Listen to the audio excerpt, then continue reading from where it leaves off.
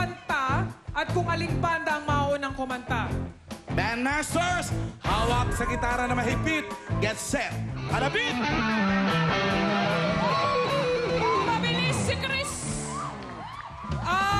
Sasagutin mo ng tama itong tanong ko. Kung hindi, pwedeng mag-steal si Aljur. Etong tanong, talagang may himala sa kantang ito ng River Maya dahil naging Song of the Year ito noong 1996. Anong title nito? A.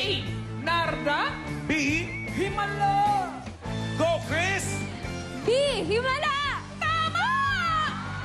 Tama daw! Chris, eto ngayon ang tanong. Play or pasa? Siyempre, play! Play! Mga girls! Mag-play tayo, okay? Yaman din lang at play kayo. Sinong una-una mong isasabong? Sino una mong manok? Ito. Napakagaling talaga. sumayaw. Napakagaling pumorma. Pero sabi niya sa pagkanta, tatry niya daw, pero idadaan niya sa projection. Miss Sure. Gina Hortaleza! China! China! Pwesto ka na! Ang ganda ng damit ni China, oh. Alamin naman natin kay Aljur. Aljur, sinong pantapat mo kay China? Eto, hindi siya naiintindihan ng mga magulang niya. Bakit? Hindi siya naiintindihan kasi rocker siya. Please welcome, Rainer Castillo! Ganda introduction ni Aljur, ha? Right? Here's Pangalawang song, number 1. Pangarap ko'y makita kang lalaro sa buwan. China!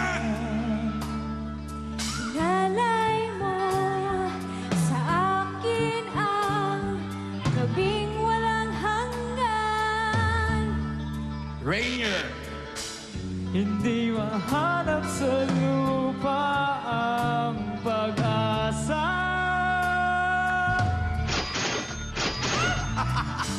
Nakikiusap na lang. Everybody now.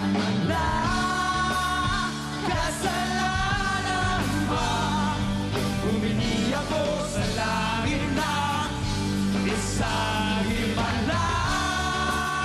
Kasalanan ba? Humingi ako sa langit na isang himala. China!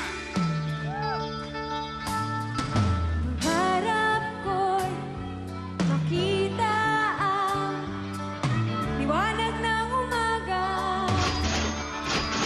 Rainier!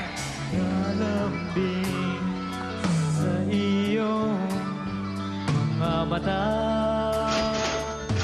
Oh, di mahagilap sa lupa ang pag-asa.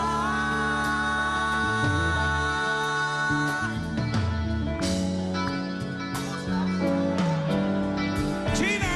Wala kasalanan pa. Humingi ako sa langit ng isang himala.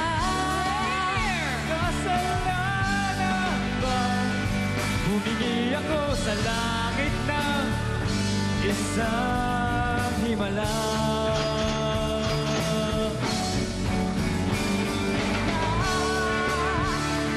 Kasalanan ba? Humingi ako sa langit ng isang himala. Kasalanan ba? Humingi ako sa langit ng isang himala.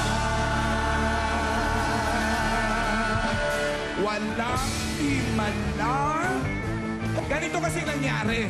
2010 cover girls, may 40,000 pesos kayo. Dalawang tama. Dalawang tama, pero ang Billboard Boys, Si Rainier, 60,000 pesos pa rin. perfect! Walang mali! Wala talaga. At syempre, nako itong naman. kabila, pwede pa rin naman bumawi yan sa round 2 ng Banda Okay Rock and Roll 10 Millions! Rock, rock ka na, mga stars narito na. Jamming na sa banda, sumabay ka pa. Rock, rock ka na, huwag na mapapapilit pa.